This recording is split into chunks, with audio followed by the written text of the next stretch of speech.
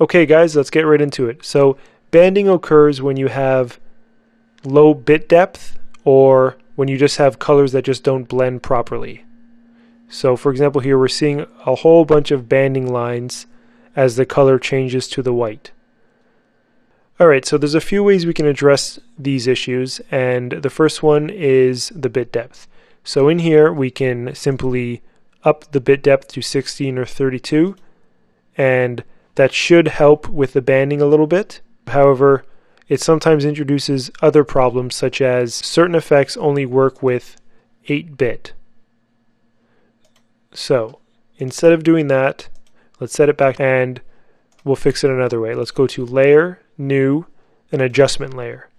An adjustment layer typically sits above another layer where you add an effect to it, and that effect affects the other layers below it.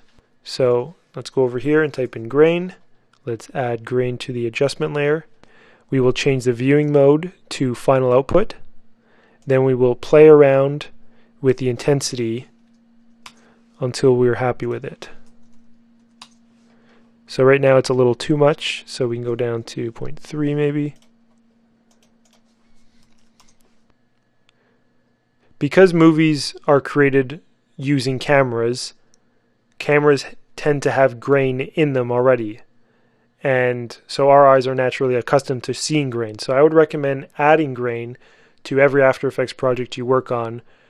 Don't overdo it, but 0.1, 0.2 on the intensity, or 0.1 or 0.2 on the size will just give it a little bit more raw, real feeling to the motion graphic that you created.